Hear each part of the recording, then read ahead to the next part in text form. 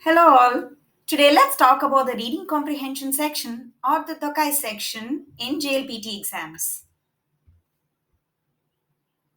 So the Dokkai section in JLPT can be quite tricky right from the initial N5, N4 level because they're not going to be just one or two passages. Usually there are 5 to 6 passages even in the N5 exam.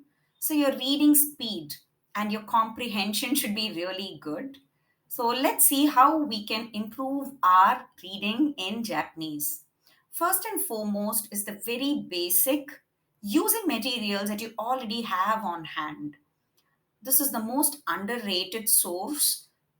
Whatever textbook that you could be using, probably you're using Minano Nihongo, but even otherwise, any textbook for that matter is bound to have passages and kaiwa section. Try reading them not once or twice, but many times over and over again. The first time you might have taken 20 minutes to read that passage, but by the fifth time you'll probably take just 5 minutes or even lesser because now you already know the kanjis and the vocab and the grammar that went into the passage. So, this is the first source, and this is pretty solid because sometimes we don't realize that we already have what is required to pass the exam. So, first, let's make good use of what you already have. So, that's number one.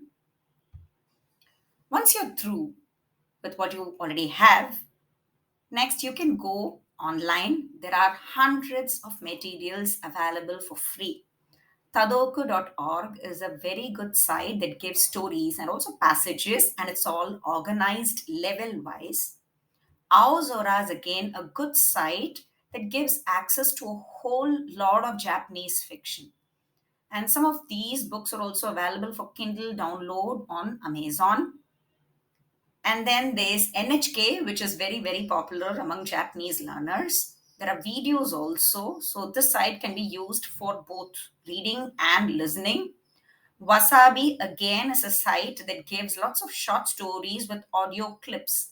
So you can practice your listening as well as reading with this site. Besides this, there are again several apps that you can use and other resources that you can use on a daily basis. One of my favorite is the Yahoo Uranai, the fortune based on your, it's an everyday daily fortune based on your zodiac sign. This is a nice, fun way to pick up some new kanjis and new vocab. And then you have asahi.com, which is basically a newspaper. You can read news in Japanese and you can register for free. This is for advanced learners, but there is a Kodomo Asahi, which is probably more suited for intermediate learners. Besides this, again, there are other sites that I've mentioned here. You read that right, the JLPT site, the MLC Japanese site. Anything, we always tend to choose the English page because that's more convenient, that's easier. But instead, at least post N3 onwards, I would say, it is better to train your eyes to read a lot of kanjis and a lot of Japanese. So that will really help you improve your comprehension and reading also. There's always the English page. If you don't understand something, you can quickly switch to the English page to see if you've got that right.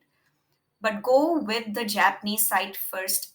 And there's a good chance that there is a lot of kanjis. You can already understand a lot of things if you're in N3.